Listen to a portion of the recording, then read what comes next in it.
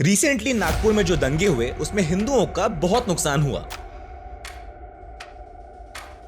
लेकिन एक दंगे में केवल किसी एक समुदाय का नुकसान कैसे हो सकता है और एक दंगे में मैं धर्म को बीच में क्यों लेके आ रहा हूं और इन सब चीजों का सेक्युलरिज्म से क्या लेना देना है। रिसेंटली नागपुर में औरंगजेब की कब्र के खिलाफ एक मुहिम चलाई गई कि औरंगजेब जैसे तानाशाह की याद में कोई मेमोरियल क्यों होना चाहिए। जिस औरंगजेब ने लाखों हिंदुओं की हत्या करवाई, लाखों हिंदू महिलाओं का रेप करवाया, लाखों हिंदुओं का धर्म परिवर्तन करवाया, हजारों हिंदू मंदिर तोड़े, जिस औरंगजेब ने सिखों के नवे गुरु तेज बहादुर सिंह जी का सरेआम सरतन से जुदा किया और छत्रपति संभाजी महाराज को इतनी बुरी तरह से तड़पा के मारा क्योंकि दोनों ने इस्लाम कबूल करने से मना कर दिया था। आखिर उस औरंगजेब की कब्र एक मेमोरियल के रूप में भारत की भूमि पर क्यों होनी चाहिए, और न केवल भारत की भूमि पर बल्कि छत्रपति शिवाजी महाराज की भूमि पर, जिनके बेटे के साथ औरंगजेब ने इतनी भयानक क्रूरता दिखाई। क्या ये मराठाओं के भगवान छत्रपति शिवाजी महाराज का अपमान नहीं है? बिल्कुल है। और बस इसीलिए महाराष्ट्र की जनता और प्राउड मराठास ये नहीं चाहते थे कि उनकी भूमि पर औरंगजेब की कोई भी निशानी हो। लेकिन इस बात से एक पर्टिकुलर कम्युनिटी को इतनी दिक्कत हो गई कि उन्होंने पूरे नागपुर को जलाना शुरू कर दिया। हिंदुओं के घर, गाड़ियां और दुकानें जलाना शुरू कर दी एंड दे मेड श्योर कि इस दंगे के माहौल में भी उन्होंने अपने समुदाय के किसी भी व्यक्ति का कोई नुकसान नहीं किया।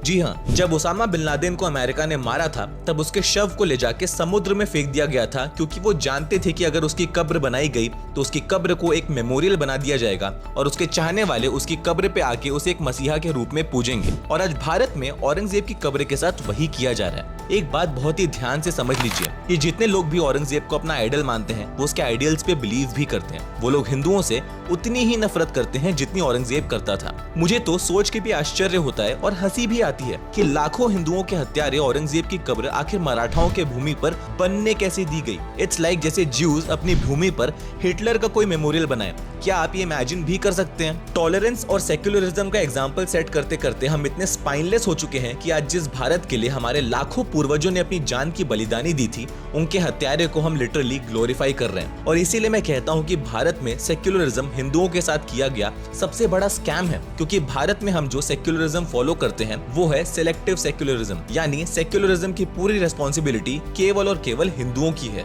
हमें अपने धर्म पे मजाक झेलने के लिए फोर्स किया जाता है, हमें अपने धर्म की बेइज्जती टॉलरेट करने के लिए फोर्स किया जाता है, हमें अपनी संस्कृति की धज्जियां उड़ते हुए देखने पे मजबूर किया जाता है, और अगर हमने एक चू भी कर दी तो हमें संघी, इनटॉलरेंट, एक्सट्रीमिस्ट के टैग दे दिए जाते हैं। वहीं दूसरी तरफ अगर किसी और समुदाय का मजाक उड़ाना तो छोड़िए, अगर आप उनके केवल हिस्टोरिकल फैक्ट्स को स्टेट कर दें या उनकी धार्मिक किताब में लिखी हुई चीजों को एज इट इज भी बोल दें तो आपका सर तन से जुदा कर दिया जाएगा और उसका जस्टिफिकेशन भी दिया जाएगा कि आपने ही तो उनके समुदाय को भड़काया, और अगर भड़काया है तो उसके कॉन्सिक्वेंसेज भी झेलिए। और हम सेक्युलरिज्म भी एक ऐसे समुदाय के साथ प्रैक्टिस करने की उम्मीद करते हैं जिनके धर्म में सेक्युलरिज्म लिटरली एक पाप है। 50 से भी ज्यादा इस्लामिक देश हैं, जाके एक बार चेक कर लीजिएगा कि उनमें से कितने देश सेक्युलर हैं। इतिहास गवाह है कि जब जब इनकी पॉपुलेशन मेजॉरिटी में आई है, इन्होंने अपना ही कानून चलाया है और सबके ऊपर फोर्सफुली अपना ही रिलीजन इम्पोज किया है। और अगर आप नहीं मानेंगे तो आपके साथ क्या होगा, इसका बहुत ही अच्छा एग्जाम्पल है हमारे दोनों पड़ोसी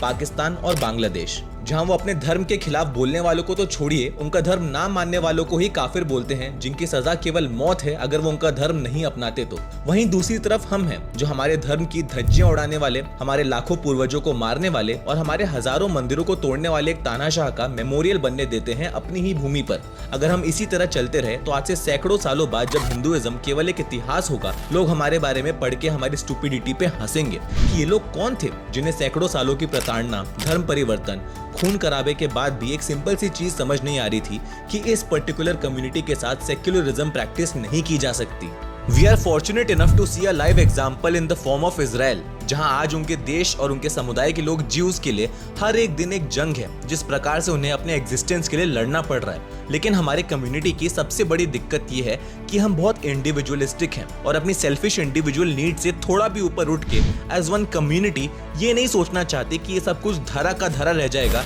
अगर हमारी सिविलाइजेशन ही खत्म हो जाएगी। मैं जानता हूं मैं एक अकेला व्यक्ति चाहे जितने तर्क दे दूं, जितना समझा लूं, ये कोई रेवोल्यूशन नहीं लेके आ जाएगा। मैं बस इतना चाहता हूं कि आप ये पॉलिटिकल करेक्टनेस और दुनिया भर के लिबरलिज्म को 5 मिनट साइड में रख के सोचिए, मेरी बात मत मानिए, अपनी खुद की रिसर्च करिए और समझिए इस मुद्दे की गंभीरता को, एंड देन मे बी आपको थोड़ा सा आइडिया लगेगा कि मैं इतना चिंतित क्यों हूं। जय हिंद।